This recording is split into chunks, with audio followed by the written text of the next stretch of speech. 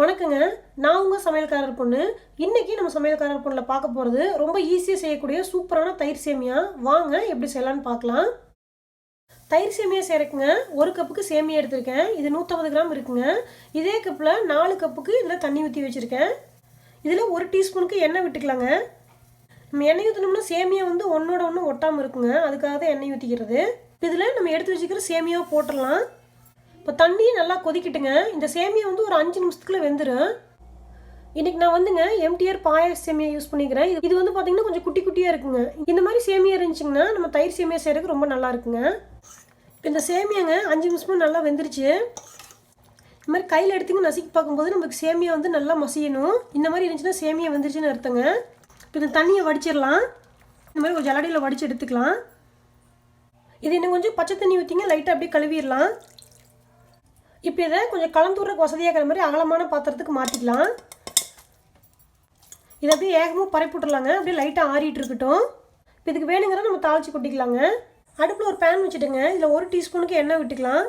இதில் 1/4 டீஸ்பூனுக்கு கடுகு போட்டுக்கலாங்க. இதில் ஒரு பச்சை மிளகா, 1 இன்ச்சுக்கு இஞ்சி, ஒரு 5-6 கருவேப்பிலை எடுத்துங்க. நல்லா பொடியாக நறுக்கி வச்சுருக்கேன். கடுகு பொரிஞ்சிச்சுங்க. நம்ம கட் பண்ணி வச்சுக்கிறத போட்டுடலாம். இப்போ அடுப்பை ஆஃப் பண்ணிடலாங்க. இந்த பச்சை மிளகாய் இஞ்சியில் இந்த எண்ணெயிலே நல்லா உணங்கட்டும். இந்த தாளிச்சதைங்க நம்ம வேக வச்சு வச்சுருக்கிற சேமியாக்குள்ளே போட்டுடலாம்.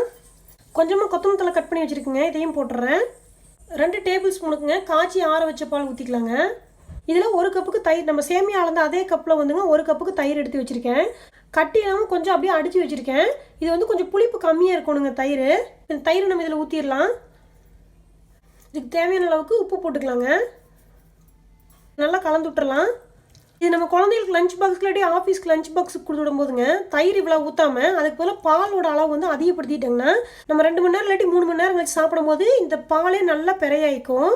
அப்போ புளிப்பு வந்து கரெக்டாக இருக்கும். நம்ம ஃபுல் அண்ட் ஃபுல் எல்லாமே தயிராக ஊற்றிங்க கொடுத்துட்டோம்னு வச்சுக்கோங்க, 2-3 மணி நேரம் கழிச்சு நல்லா புளிச்சிக்கும். அப்போ சாப்பிட்றப்ப கொஞ்சம் கஷ்டமாக இருக்கும். உப்பு கரெக்டாகுதுன்னு பார்த்துக்கலாங்க. நம்ம கொஞ்சமாக மாதுளம்பழம் தொளிச்சு வச்சுருக்கேன். இதையும் போட்டுக்கலாம். இதில் நீங்கள் மாதுளம்பழம் போடலாம், இல்லை கருப்பு திராட்சை குட்டி குட்டியாக இருந்துச்சுன்னா அது போட்டுக்கலாம். இல்லாட்டி நம்ம முந்திரி திராட்சையை கூட நெய்யில் தாளிச்சு போடலாங்க. டூட்டி ஃப்ரூட்டி இருந்துச்சுன்னா அது கூட நம்ம போட்டுக்கலாம்.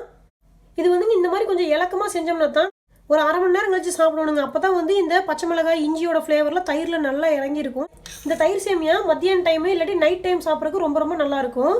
கண்டிப்பாக நீங்களும் இந்த ஈஸியான தயிர் சேமியாவை உங்கள் வீட்டில் செஞ்சு பாருங்கள். எப்படி இருந்துச்சுன்னு உங்கள் கமெண்ட்ஸ் எனக்கு சொல்லுங்கள். இந்த வீடியோ உங்களுக்கு பிடிச்சிருந்தா சமையல்காரர் பொண்ணுக்கு சப்ஸ்கிரைப் பண்ணுங்கள். நான் இன்னொரு சூப்பரான வீடியோவோட உங்களை சந்திக்கிறேன். தேங்க்யூங்க.